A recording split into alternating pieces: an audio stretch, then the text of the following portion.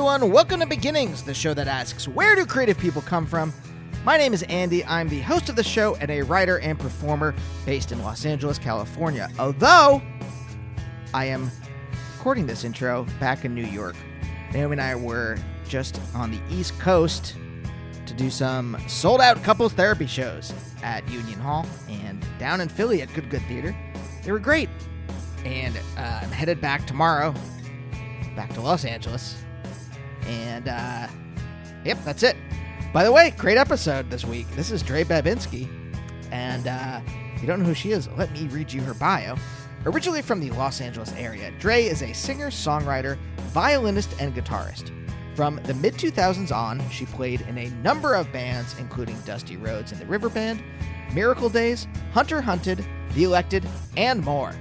In 2015, though, she started her own project, Steady Holiday, and since then has released 2 albums, 2016's Under the Influence, which was on Infinite Best Recordings, and her latest, Nobody's Watching, on Barsuck, which came out last summer. I'm late to the game. I just heard that. I heard Nobody's Watching about, a month or 2 ago, and I love it. It's great. And so Dre came over, and what a talk we have. I think we're very similar as people.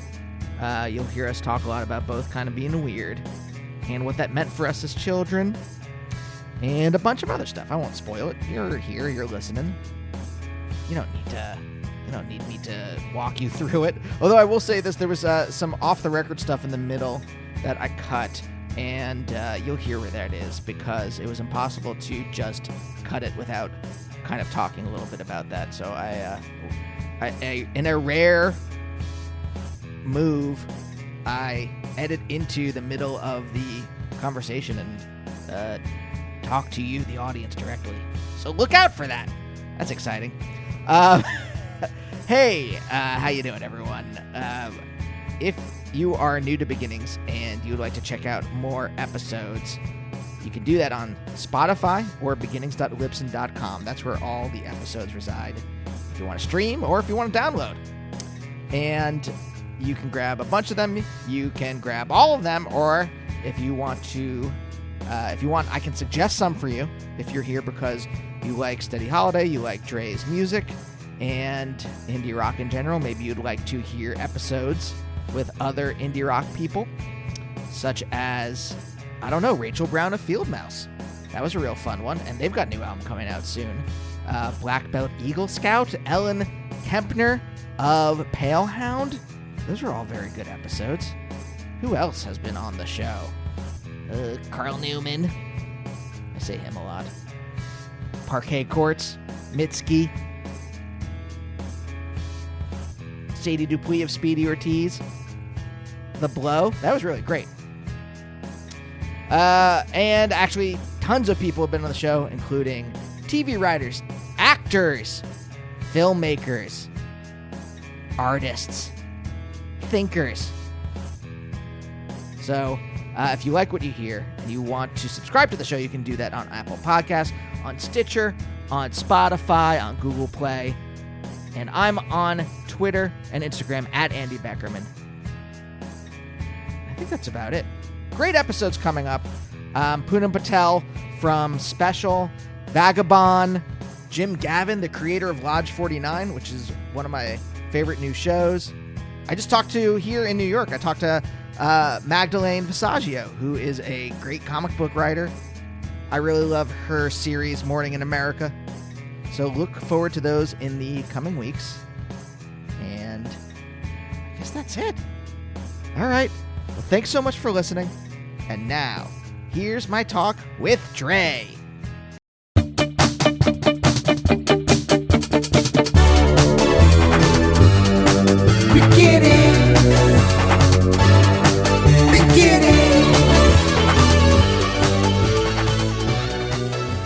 I'm an anxious person. I'm in general anxious. You're in good company. Oh, really? Because you came in, you were very engaged and bubbly, and it seems emotionally open the minute you walked in the door. Yeah. So I did not read anxious from you. But that's because I'm doing a great job of hiding, which is what I've done my entire life. hide behind this. You literally just jumped right into the deep end, which I am perfectly fine with. I mean, I live down there. In the deep? Yeah. I don't know, man. Like, I got clever. I adapted. Wait, you were an anxious child? Yeah. Really anxious and still am. But I've like paid attention to what things work and how to disarm people and how to disarm myself. And that usually looks pretty wacky on the outside. I hear what you're saying. I wonder if some of my outer wackiness is maybe, I've never thought about it before, talked about it in therapy or anything like that. But I am also, in general, a kind of like, I had to go to these like WGA mixers. I didn't have to, but I went because I want work. So I had to in that sense. Writers Guild. Yes. Right. Okay. Writers Guild mixers. And there was a lot of, interestingly enough, most writers, I just assumed like if you write comedy, you are in general a funny person or came up through doing performance like I did. That's not in general the case, it seems. So there was a lot of like me like trying to do bits and be wacky to offset the anxiety, and then people just being like, I just came to tell you what my credits are in the hope that you will hire me someday. Right. not to goof around with people in a bar. So yeah, I hear where you're coming from. Where do you think the anxiety comes from? Or or you just like feel like you're naturally anxious? I feel like it's something that could be as mundane as, you know, a very small thing that happened in childhood that is a major event to a young kid, you know, like something like a parent leaving the room for too long, and I feel like a sense of abandonment, and like that, you know, locked into my nervous system at a young age. I don't know because there wasn't anything incredibly dramatic in my childhood, but I do assume that most things have been were locked in around, you know, an age somewhere around 10 and younger or so. Yeah. Did you feel like you belonged when you were a kid with either your family or you're from Los Angeles? I'm from Orange County, pretty close. Culturally, a very different place, very suburban. But you know, I've always felt like a weirdo, but I don't think I assumed it was a negative thing. But I've always felt different, which I think is why I gravitated towards music and things that are a little bit more internal and ways for me to like self-soothe rather than, you know, I did more of that than like seek friendships and experiences, I guess. Well, when you say you felt like a weirdo, what does that, how is that expressed? Like when I was a kid, I'm still a weirdo. I'm middle-aged at this point, yeah. And I'm still a weirdo. I'll buy that. How dare you? How dare you? But like when I was a kid, it was like I listened to a lot of Weird Al. That was a big one. And I was just, I played with like these little rubber monsters all the time.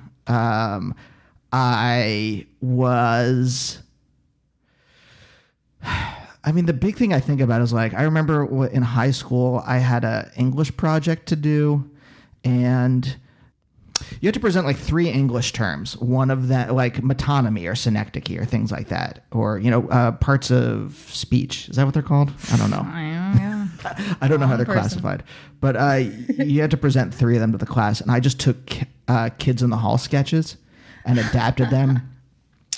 I know for another, like you had to bring in a song to play for the class once, and people are just bringing in like, I don't know, whatever, Bob Dylan or what was this? This is the late 90s, Salt and Pepper. I don't know.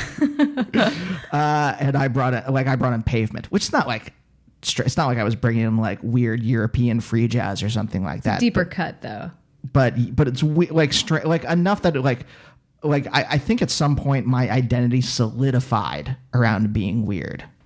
So what did weird mean for you when you were a kid, and how did it kind of that just then coalesce into your identity? Yeah, good question. I knew I didn't like a lot of things that were popular, and that began with style and music in Orange County growing up, starting with like middle school age, like early teens. The type of like fashion that was cool and that was available, I just did not understand. But I was uncomfortable with feeling very different, so I kind of just did what I just tried to keep a low profile and like do what everyone was doing, which was like a lot of surf fashion and skate fashion, you know. Am I losing you? Well, I mean, look, my knowledge of California specific. My knowledge of Orange County is from the OC, and that's a good start. Wasn't there a movie called Orange County with Jack Black? Yeah, I never saw that. I really don't remember anything of it. But I don't know. It's just an uncomfortable amount of like Roxy and Billabong, and that was cool, and I saw that and I understood that, and so I just figured I should do that because I didn't want to stick out too much, because it was, you know, it's an age where you're still figuring out what you are, and you know, I was trying to do that privately. I didn't want to display that kind of exploration externally, so I would just like, you know, try to look like everyone else. And then I remember in high school, one of my brother's friends really innocently asked me, like, what kind of music are you into? And I remember not knowing how to answer that. I froze, and I couldn't name one band, one artist that I liked. And I just felt this wave of, I don't know who I am. I don't know what I like. I don't know anything about myself. And I remember that day going down to the record shop and just buying. I bought so embarrassing. I bought like 5 or 6 CDs that day, just based off of the names and what I thought, what I knew people were listening to, seeing like what the cool kids had like on their T-shirts at school. And I bought like a Social Distortion record. I bought Pink Floyd's Metal, which is a great record, but just a strange first Pink Floyd record. I think a No Doubt record, some hardcore band that I can't remember, but it was just a very lost, graspy attempt to figure out who I was like in an instant, because I just didn't know anything about myself. Do you mean that even on a deeper level too? You didn't know who you were as a person, period, or you just didn't know what your musical tastes were? I think I've always known more about what I am, who I am, what I believe. But in a moment when someone's, you know, pressing you about it, like I froze, and I still do that in interviews. Like I'm happy to be sitting here across from you in a conversation, but most interviews, a little bit more formal interviews scenarios, I just that feeling comes right back to me. And so I try to avoid them as much as possible, even though it'd probably be in my best interest to face it and just work through it until it's less scary. I mean, what was it about that moment? How old were you at the time? Probably like 15. Okay. So this is like well after, you know, a lot of people start to figure out like culturally what they like. Definitely. I mean, most people I knew at that age had like strong opinions about things, you know. That's the time. That's the time to have strong opinions. Now I'm just like, what do you like? I don't care. Whatever. As long as, I don't know, as long as you're not like giving money to concentration camps. Right. Like, I really don't care that you like CSI, Miami, or whatever. Right. Yeah. What do you know what was it about you as a person then that you just didn't, was it you weren't interested in figuring out like did you listen to music at all before then? The thing is, see, I mean, this is what's interesting is that I did, and there were a lot of things that I liked, and I wouldn't even say just at that time, but that's something I still struggle with, is like standing behind the things that I believe in. Mm-hmm. You know, I loved I was getting into classical music because I was already playing violin at that point, and I fell in love with classical music. And, you know, I grew up listening to like the oldies radio station. And so all of those, you know, classic Motown, R&B, and it was, you know, that felt very like fundamental. But in that moment, and a lot of times since, I've felt like the thing that I like is not cool. That's not the right answer in this scenario. And the part of me that just wanted to like belong and feel cool in that moment was like, I don't know. What do you like? I 100% get where you're coming from. Okay, there is the because now the difference between let me get into this, and I think I can explain this in a way, and I wonder if this is my own experience, and I'll see if it fits for you. I spend a lot of time trying to fit into, not in a way of where I'm just like, I'm going to lie about what I like, but I'm just not going to tell you what I like, and I'm going to dress normally, just so I can fit in, so no one bothers me, so I can listen to whatever. Again, it's not like I'm like such an iconoclast, and I'm listening to the sound of metal scraping on wood, exactly, whatever, Phil Niplock, I don't know, so like I'm not listening to like, I mean, I guess I do listen to that, but like not in general. There's a tension, and there's space that exists between this person that I just project on the world in order so that people don't bother me and I can just do what I want, and then who I really am. And then when someone tries to find out something about the person that's behind that projection, that's where I start to get stymied, and I don't know what to say, because then you have to start explaining what this thing is. Yeah. And right. It's very difficult to explain sometimes, because you can't just be like, well, it sounds like Beyonce, you know, whether it's music or whatever, film, like, you know, I can tell you what, what's the last film I saw? The Dead Don't Die. That Jarmusch film, right? Or even it's like really fun, wasn't it? I hated it so much. Let's not talk about it. What's I saw that shitty Godzilla, the new Godzilla film. It's not good, but shocking. Yeah, it was more of like just to like go do something with my friend than it was, because I'm like, you know what, I can't wait to see this terrible Hollywood melodrama with like 10 minutes of monsters fighting. Right. But I can explain, like any of those films, I can explain that. But if you like, I have to explain like a Peter Greenaway film or Mothlight to someone. Well, just like, you know, even that, like, you know, these are just like, I don't know. He's like, Peter Greenaway is an experimental director. He did a bunch of, I guess, like kind of narrative-esque films for a while, and now he just does like very weird, like some of them like will have things like the screen, there's stuff painted on it, and then there's like something going on behind it. I think his most famous film is The Cook, the Thief, His Wife, and Her Lover, which was had Michael Gambon in it. You're still staring. See. But if I said, freak, you're a freak, man. Fast and the Furious. Right. But if I said you'd be like, yeah, Fast and the Furious. It's about family. Like you would know, like all the things that the cultural touchstones that like everyone gets. you have to kind of hide away. You kind of have to hide away the things you like because you don't watch those things or you don't listen to those things. Those things are not important to you. So there's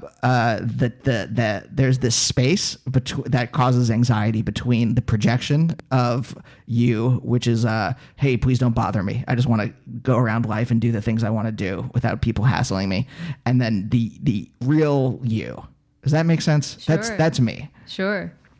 Yeah, and and because oftentimes there is a gap between what I project and how I really feel. I constantly struggle with feeling like a phony, like I'm always like performing for, for whatever the setting requires. And I think it's a really natural tendency. I think it's very human. And I try not to be too hard on myself for doing that, because that's, I don't know. I think it's an empathetic, intuitive like gesture, but I'm the first one to see like when it comes out, and that always makes me kind of lose my marbles when I'm like, oh, you're like this because of this. You're like feeling this way because this person is in the room, or it's it's just a little exhausting sometimes. I'm trying to recognize that stuff more in real time and close that gap. I mean, did you feel like you belonged in your family? How does your family get to Orange County? Like, how do they end up there? And then what's the circumstances of your birth? And then the other question: do you feel like you fitted with them? I might have to go home with a worksheet. Please call into the hotline afterwards and leave all the answers. Let's see. Well, my dad owned a house in Lakewood, which is like in the Long Beach area, before our family was formed. And so we spent our first couple years there, and then they bought a house in Fullerton, which is where I grew up.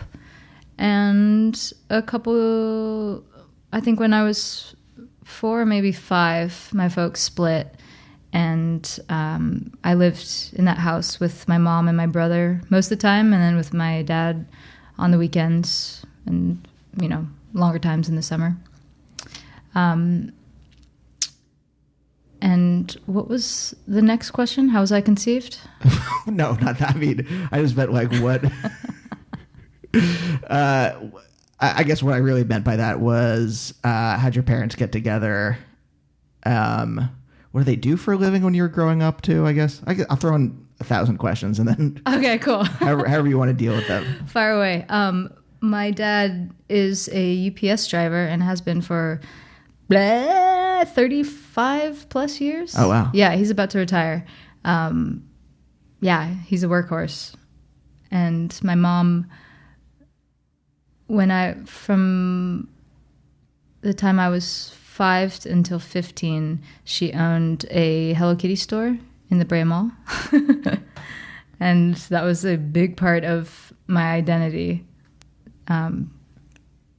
for most of my childhood, just being associated with Hello Kitty. Like as your...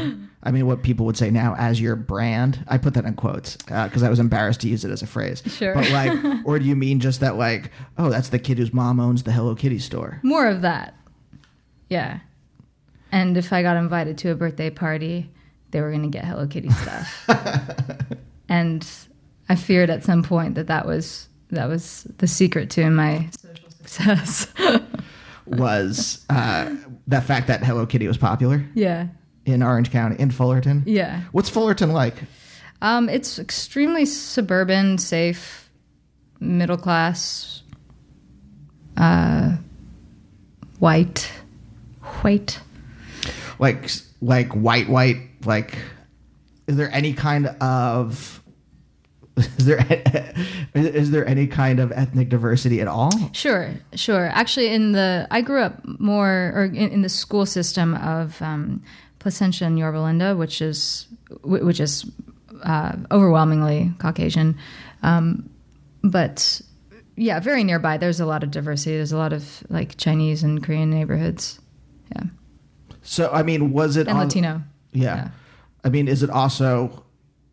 I mean, I have to imagine growing up in like an overwhelmingly white area too also kind of like makes you feel like you don't belong. I don't know. I mean, here's the thing. I grew up Jewish in a very Christian area. I say this almost every episode because I'm like, that to me is like the seed of a lot of my otherness, and a lot of my feeling of being different from people. And I want, now that I'm saying it now, I'm just like, I wonder if like if that even predates like listening to Weird Al, like feeling, because I had to like get up in front of the class and explain every fucking Jewish holiday to everyone. Right. I like literally the only Jew in my grade school. And then when I got to high school, there was like one Jew in every so there were 3 grade schools that went into high school, Lorraine, Lausch, and Jackson Wald. Each one had one Jew in my grade. And so there were 3 when we got to high school. Wait, so what are the circumstances of you explaining the holidays? Were the teachers like... Just whenever like a Jew... Andy, you got this one. Whenever, because like everything is so overwhelmingly Christian. Like, everyone celebrates Easter. So like it's...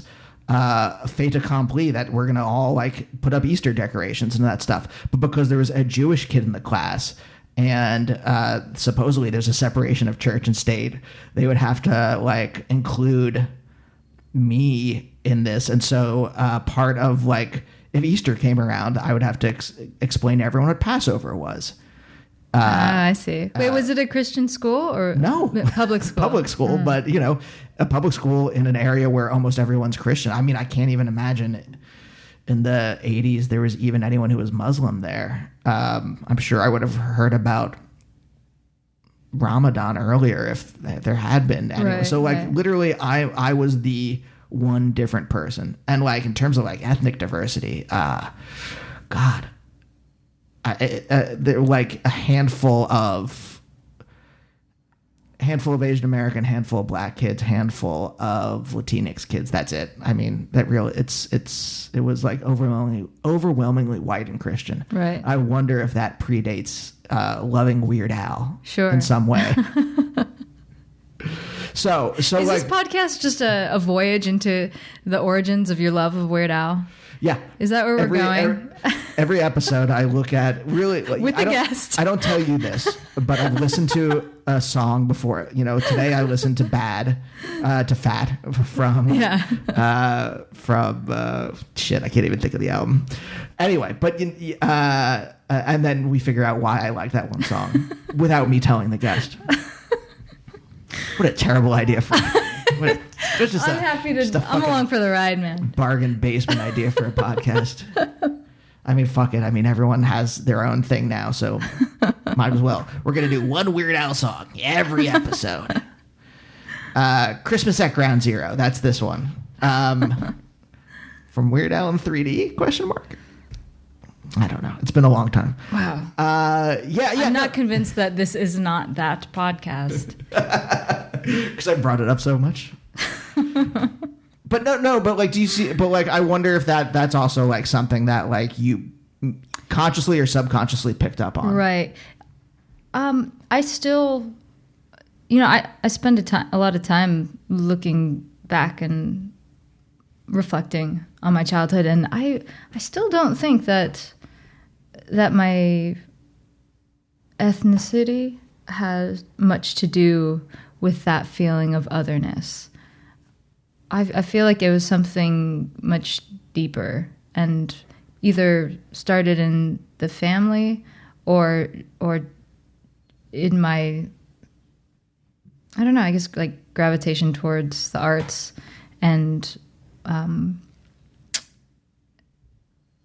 like a kind of specific, like non-mainstream type of art. I remember in fifth grade when I had just started playing the violin through the public school program. I had my instrument. I was really excited about it and just noodling around on it on my own time. And separately in, I think, history portion of the class, academic side of school, we were learning some folk tunes. We were learning "Oh Shenandoah," I think, and I learned how to play it by ear, and we were also learning how to notate at the same time.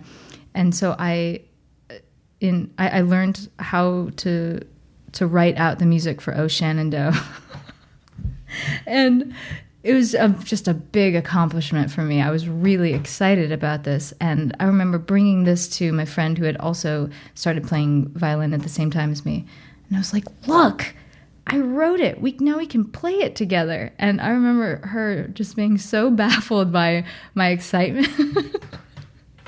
She's like, "Oh yeah, that's the song we learned in that class." I was like, "Yeah, look, I brought it over here, and now we can play it."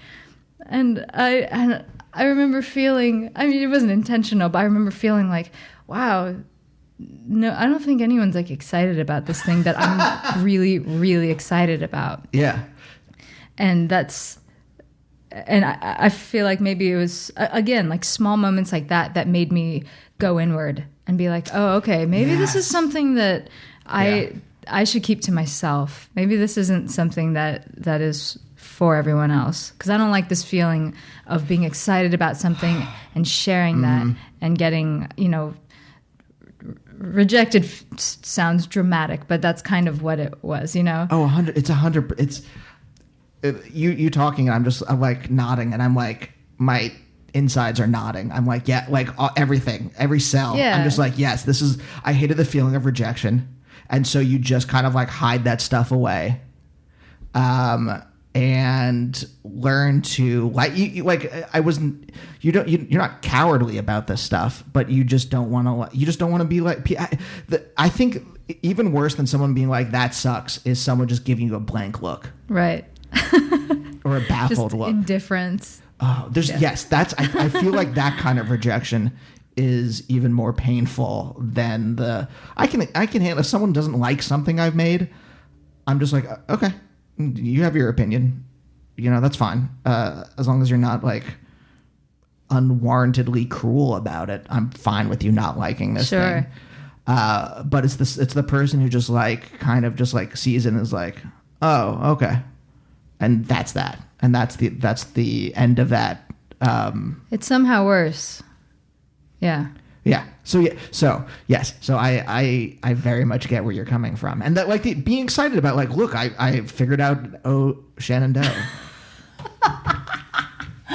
Oh Shenandoah. And having someone just be Shenandoah. Do you know the song? No. My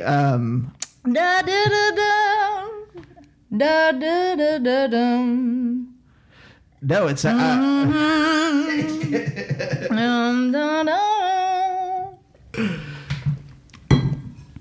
my engagement. That was Oh Shenandoah, a classic American folk tune.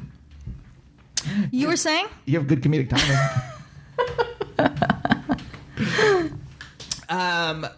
No. So yes. So I get where you're coming from, and I get why then. That also then starts. That's where the first amount of distance between projection and self. Not to get too philosophical about it, but really that's where the beginning starts, and then they start to separate. Right. And then the further they get apart, the more the anxiety gets to live in that space, like mildew or something. Yeah, and it also affects your reaction time to living, and sharing and being present, and that's something I'm really trying to work on, because I feel I can recognize that it's affecting my ability to enjoy moments. Yeah. 100%. When you said that, it just reminded me of like sometimes when I'm on stage with Naomi, when we perform together, because she's quote unquote very normal. And wait, is Naomi also a comedian? Yeah, she's a stand-up. She's cool. outright. She's a stand-up. I'm more of a writer at this point. But she is she's a somewhat well-known stand-up at this point. Very cool. Wait, so what is your when you perform together? What is that like? We host a show together called Couples Therapy, where we have comics who are close do sets together about their relationship. Comics who are close do sets together. Okay. About their relationship. Sorry, I said that phrase so many times that I just kind of like rushed through it.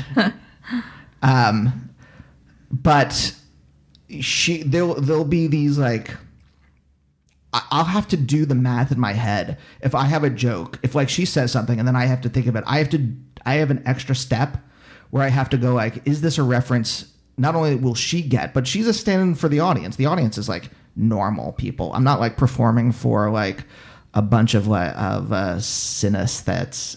How do you say that word out loud? Synesthetes? People, whatever. Yeah, obscurantists. I'm performing for people who, normos. So I have to like do this extra step in my head of like, will this reference land? If it doesn't land, is it funny enough to say anyway? Right. And so my timing is constantly having to go like it's off a lot and there are points when I can just embrace the weirdness and be okay with it. And my brain will, if I have enough energy, it'll know like to bypass the like weird reference and go to the normal, say the normal thing that will get a laugh. But I get what you're saying because it's so much, and it's not just on. That's just like to me this kind of easy way to talk about it, but like it's in life all the time. I'm constantly like having to go through an extra step of like, will someone get this reference? Will they know what I'm talking? Even if it's not like, if I'm not referring to anything, will they get this thing that I'm talking about? Because I also I almost got a PhD in philosophy, so like there's a lot of other things that I'm kind of just like the way it transformed the way I think about the world in a certain way. It sounds like you're referring to when you're like creating things, right? Like, will this even just having a conversation with someone sometimes it's like I'll have to get into didactic mode sometimes, and who wants that in a conversation, right? Who wants like, you want to have a conversation with someone, you don't want to be like you don't want to be like Professor Dad. I also don't want to be Professor Dad. But you don't want to be the professor. You don't want to be the person in the conversation having to explain what you were talking about to the other person. You just want to say like, oh, that's like blank, and they get what blank is or whatever. So I feel like I get where you're coming from and what you're talking about on a very like molecular level. Yeah. Here's the real thing. It's lonely. It's lonely to exist like that, and it's kind of sucks. At least for me, like I don't like feeling lonely, even when I'm like in a conversation with someone. It that feels worse. Right. Yeah, that's how I feel. I mean, does it? Do you isolate yourself then? It's yes, I do, but I don't.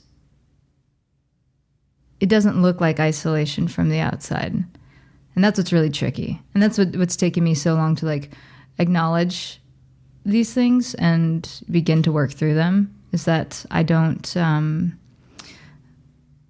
like I said earlier, I've gotten good at kind of hiding in plain sight and being surrounded by people and, appearing to be light and be close and be present. These are all things that I've kind of found that they work. And these are all like these little tools in my belt to make people think that I'm okay, I'm thriving. I'm close to them. And it's kind of exhausting because I feel like at the end of not every day, but at the end of the day, a lot of times I'll be like, I got through another day of people thinking that I'm okay or that I'm doing well even.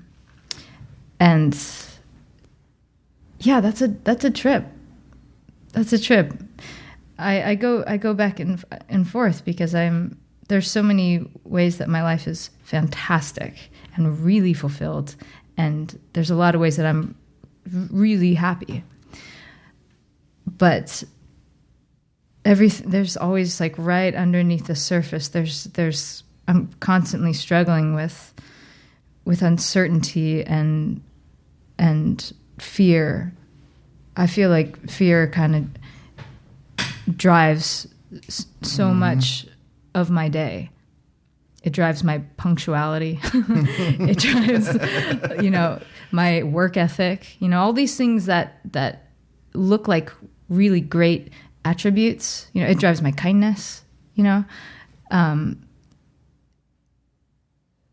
lot of things that are inherently that I find to be like just objectively good qualities.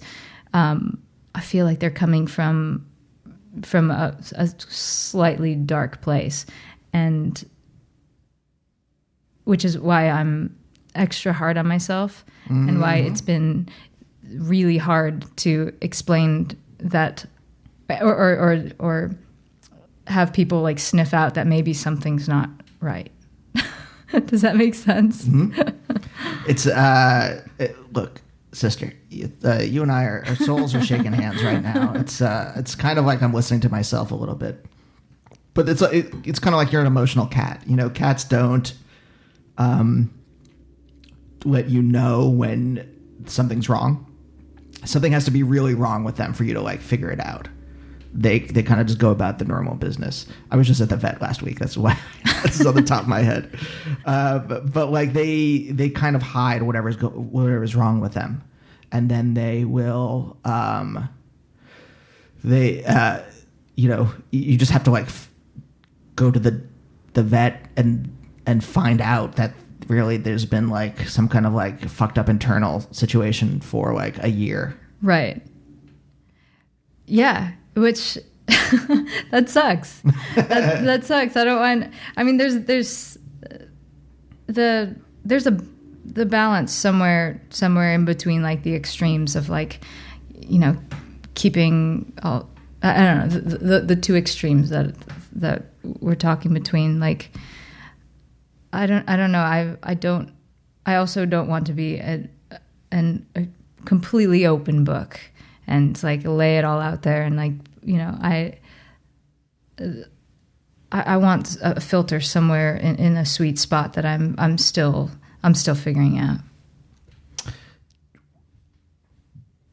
Going back to earlier question, how did your parents get together? So your mom owned a store in the mall. Your dad was a UPS driver.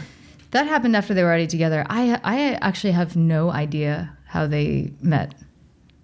That's the truth. I think they met in a bar. Classic.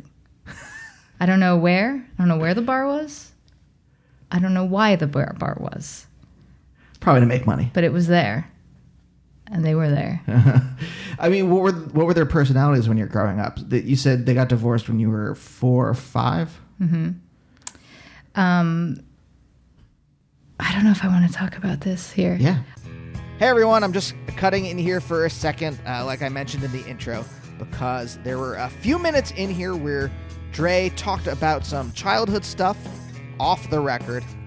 And normally I just edit that out and not say anything, but we kind of just flowed right back into talking, which made a seamless edit relatively impossible to do.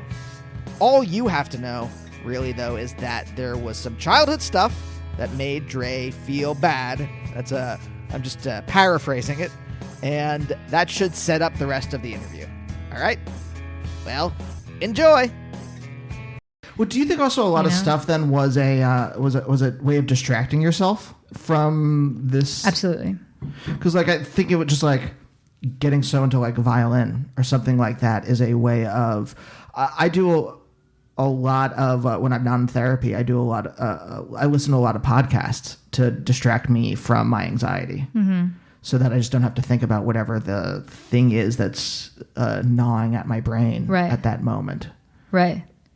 Whatever like deep truth is there and is just like crunching away at my neurons. Yeah, I mean, music was definitely that for me. But it also just began as just pure fascination and love. Like I loved playing it. I just having this tactile thing was like very, very cool. And when things started getting, it quickly took a turn because I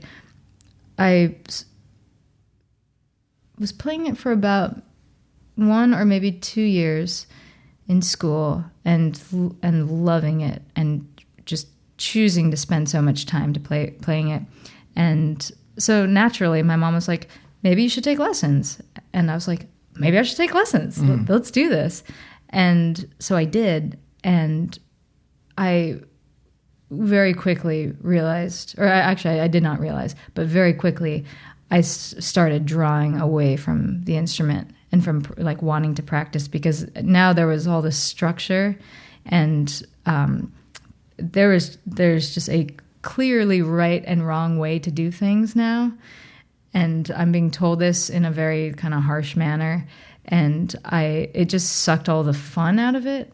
And I mean, bless my mom for like, wanting, recognizing I liked something and wanting to like help nurture it. That's what anyone would have done. But in hindsight, I see that adding all of the I guess the structure and the rules to everything just made me not enjoy it at all. And then I was like, then I wasn't practicing, and then I was told I was lazy.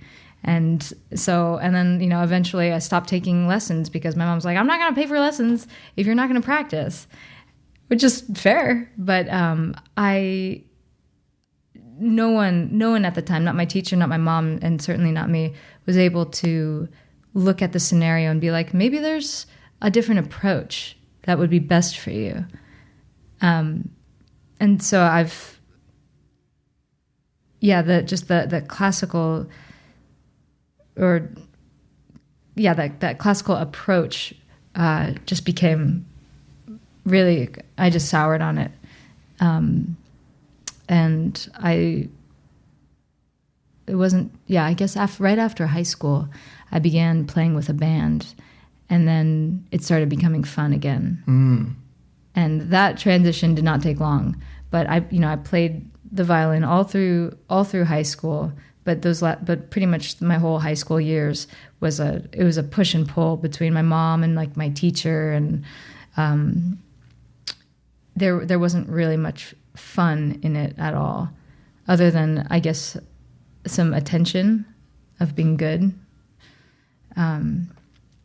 But once I started being creative with it and starting to feel an identity around it and a culture around it that was finally cool. Yeah. I was like, oh, okay, this is something. Maybe this is a path for me. Was that when you started to figure out who you were as a person? Because remember when like we started talking, it was like I went out and bought like 6 CDs, and I was trying to. Do you think like when you were allowed the freedom to figure out how to be creative on your own outside of a system of rules, that you started to figure out who you were? That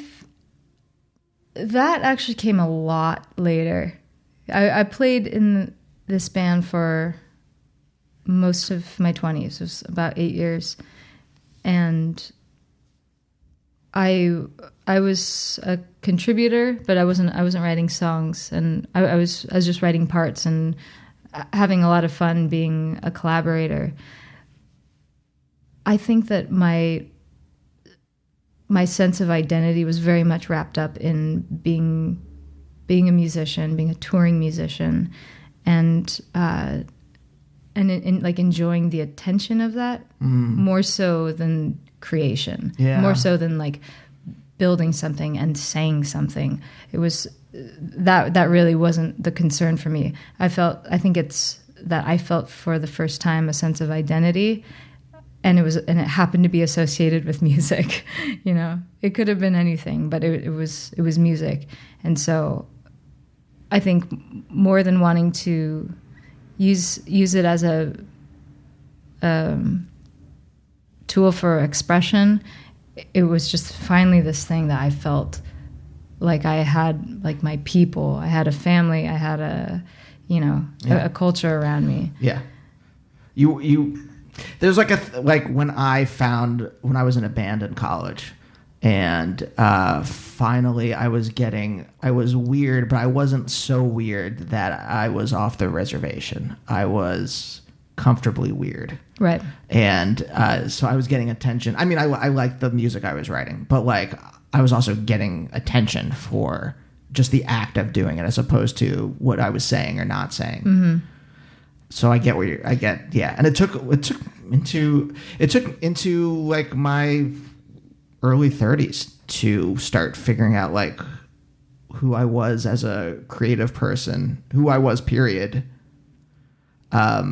Apart from the like, I like being thought of as a musician or a comedian. Mm-hmm. Yeah, that got me by in a time that I needed it to. And so I honor that, but I'm in a different phase of life right now. And I see that was the value of all of those years of wear and tear on my body. But I'm not looking for music to define me anymore. Yeah. I'm not looking for, my merits and all these like cool things and bragging rights. I'm not looking for those things anymore. And that has completely flipped my idea of my own pursuit in music, like upside down. It's been an interesting time for me because I'm more than ever, I feel very, I feel a sense of conviction in the things I have to say through music. And I feel I'm starting to just soften on myself and be gentler to myself. Mm-hmm. And I'm not really looking for validation externally as much as I ever have. And it's just an interesting thing to also be pursuing music where you are required to pay attention to like what people are how it's being received and how, like what's working. And, I do have to pay attention to a lot of things that I don't think are healthy for me to be paying attention to, like numbers, No, I think the most difficult thing about the transition from something that I enjoyed doing on the side to this is my career now is I got good at being a writer when I settled into myself and kind of let a lot of those external validation things go. But then as it became a profession and not an identity, now I have to care about those things. I have to care about like a Deadline article. I have to care about, whatever. So let's just go with that. It's like, and as dumb as it is, a Deadline article is like, oh, okay, I exist in some way in this profession, in this business. And so the commercial aspects then start to like gnaw away at the, like once your identity is settled, now it's like being eaten away by the business. Right. Yeah, and that's in our control how we deal with all that stuff. Like I'm not sure how, like what's going to happen next with my career, and I don't know. I want to embrace that and just like be okay with it, because I didn't pick up the violin when I was 10 to care about, a deadline article, like at some point things got really twisted, and now when I pick up an instrument, like sometimes I'm thinking about like just the weight of like my finances and my career and my longevity, my relevance. It's like that's gross. That's gross. Like I love writing music. I love saying things. I love being abstract and being literal and like just being very playful with this form. Mm-hmm. And that has nothing to do with how it's received. That's the relationship with my art that I make, and it's like this one-on-one thing. And it's really important to remember to shut the blinds and just enjoy it and go to work. Do you mind if I ask about what the transition was from being like I'm a musician as a mark of distinction to I just enjoy making music? Do you know what I mean? Where you held it up as like a part of your identity, that like, or like this is what my identity is, musician, to it being something that you're a creative person and that's just part of it. Does that make sense? I feel like it's the other way around. It went the other way around. Yeah. Like when you're like, I'm in a band and this is who I am, like in your 20s, in your early 20s, you said, to the person you are now. Like, how did you get out from like, I'm in a band and this is what I need? I get it. Because in a way, like when I was like, when I was at UCB, or when I was in a sketch group, I was in a sketch duo, and I really thought like my writing partner, I'm like, this is for life. This is who I am. And I don't have a comedic identity outside of this, or I don't have a creative identity outside of this, really. And then when he was like, I kind of want to figure out who I am on my own. And I was just a little devastated, because I'm like, what do you mean? Aren't we doing this forever? Right. And that was like a moment of crisis for me. It was really, it also was what led to me realizing that that isn't enough for an identity, half of a sketch duo. You're right. So that's what I was thinking of. Like for me, it was like a real moment of crisis. Yeah. Until I could like figure out who I was outside of that. Yeah, I don't know if I have a moment like that I can point to. I feel like it's something that has just slowly unfolded or like loosened, that I'm not just like this like nucleus where it's like, rock guy, like musician, this is me, just I feel like time and experience and loss and like a lot of things have just made me soften up and realize that I do not have everything figured out. I don't know how I feel about everything. I'm going to evolve. My opinions change. This is life. Mm-hmm. It's breathing, and like I don't know where when I began thinking that like I need to have these solid answers about what I do, who I am, what I believe. Those things have evaporated, completely evaporated, and it's refreshing. It is.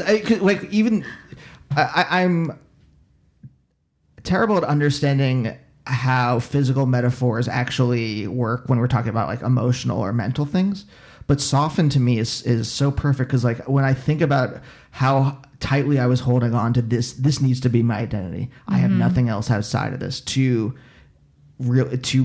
softening and not holding on so tight. Like it really was like almost like a physically like hardening of yourself, like this kind of just like tightening. Like I'm now clasping my arms into my chest in a very tight, and I can feel the tightness in my body, and it was reminding me of those days. Mm-hmm.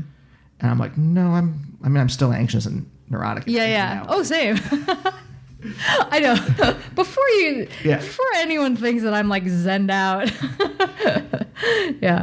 Yeah, but it really it feels existence is softer now than it was before when I was so like grasping onto this. I had nothing else, and now I do have I have an identity as a partner to Naomi and a writer too, and a podcast host. Yeah. Ooh. Hey. Who are we sponsored by the way? Nothing. Can we throw it out? Brought to you by Starbucks. It's your call. It's whatever. This is the one thing. Hey, Starbucks. This guy needs a better mic stand. I've had the Amazon. I've had a tab open on the tab will outdate my life. It will stay open on my computer. I will pass away. My children will have to close the tab. That's how long it's been open. The tab is open so long that it's probably the cause of the singularity. It will gain sentience. What is the tab? What is the Amazon tab? Of a new mic stand. It's just been sitting of one that connects. It's one of the ones that you vice onto your tape. Yeah. And you're like there. And I just like have been very lazy about getting it because I'm just like, what if it sucks? Do you have that? Do you have those moments where you're like, what if this thing that I do sucks? What if this thing that I buy sucks? And I've just wasted this money. It's the reason Naomi and I don't have a car yet. Because I'm like, what if we buy a car and it sucks? And we're now I'm a sucker. Well, I mean, that's a big purchase and it's a non-refundable one. So that's understandable. Amazon, however, I know, are you familiar with the Amazon refund policy? It's just a pain in the neck to have to box something up and take it to the post office. And so if I sit and deliberate for years, one day you'll die. And then I'll never have to and make that you'll never choice. have to deal with this. Do you see how easy this is? If you never have to make the choice. You're making the choice. I don't know if you know Schrodinger's cat, but basically like the metaphor is so the cat, it's a thought experiment, and basically it was about thinking about quantum events in the macroverse in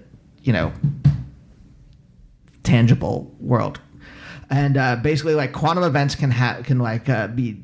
You can have like a particle that's a wave and a particle at the same time. Like electrons can be waves or particles. And Schrodinger's thought experiment is that you stick a cat in a box, and there's also a little device in there that shoots out a particle. And if it's one kind of particle, nothing happens. But if it's another kind of particle, it sets off a poison gas that kills the cat. But until you open up because you don't know what the quantum event is, you don't know which particle got kicked out. Mm-hmm. I think I'm explaining this correctly. Apologies to any listener if I'm not. But until you open the box, the cat is both alive and dead at the same time because you don't know. Sure. Okay. So that's most of my life is lived inside of Schrodinger's box. If I can live in both possibilities without making a concrete decision, I'm happy. But the decision was already made, right? Because in this scenario, but you don't know. You haven't. So you don't know. You don't know. So you have to. So the cat is dead and alive at the same time until you actually open the box and find out, and then it's really supposed to be like, hey, you can't talk about quantum events in macro terms because it doesn't make any sense. A cat is either alive or dead. It's not both. But as an emotional metaphor, I understand. That's the space I'm living in. Andy, how much is that mic stand? Oh, it's not even about the money. It's about what, I don't understand. It's like $36, I think. My gosh, that's a cheap grocery trip. Yeah. I'm just curious as to the something that is so simple to buy. It's so simple to return and is not a whole lot of money that could improve your life in a big way and your business in a big way. I'm just so confused. This is what I was saying before. This is the one thing I've not commodified at all, so that I don't feel like we have like some kind of emotional moment on this, and then I'm like, brought to you by Starbucks, the new. I'll do that for you. McCafe. Try our new mint. Hold on. If I was going to get a sponsor, it would not be McDonald's. No, but like the idea of like buying this thing is just, there's just too many steps involved in it, and if it sucks, there's too many steps involved. Pretty sure it's one click. So this may be our point of departure in terms of like who we are as people. I also lived so close to the bone for so long. I don't know what economic class you were growing up. I was middle class. I was fine. I had everything I wanted. I wasn't like, I had food and I had clothes. Like, you know, what else could I want as a kid? But like when I was in grad school, I was like, I basically was, I had no money. I had no money when I moved to New York, really. So just the idea of like even a $36 purchase, like I'm like, it really takes a long time for me to. That's fair. Yeah. That's fair. Yeah. Were you middle class when you were growing up? Very much middle class. At least that was what I was told, and that's how we lived. I think that my mom's business did pretty well, but it didn't affect anything about our lifestyle. Yeah, we lived very modestly. And my dad has always been, always will be the most frugal person I know. So you don't identify with where? Oh no! I very much do. I'm just curious as to like, I guess the reasons that motivate that kind of fear. Yeah. I mean we do operate in the same space. It's just fear of it. It's fear of it being a shitty. I bought the wrong thing, and then now I have to deal with taking it back. And what if they don't give me my money back? Or what if there's a problem, and I'm stuck with this piece of shit mic stand? Again, this is such a minor example, but I think this is everything. What if I'm stuck with this piece of shit? So when I find like good things in my life, I like hold on to them forever. This mic stand is fine. It's fine. It's fine. It's fine. It's fine. It's not bad. It's fine. So I'm just like, all right, it's not terrible. Look, if there's a terrible thing in my life, I'll get rid of it. But if it's just fine... Sure, why not? It's not doing anything bad. Brought to you by McCafe. All right, we're pretty much at the end, I think. What are you talking about? We're just getting into our sponsorships. How do you feel? What do we do? We talked about the emotional space of anxiety of being a weird person. And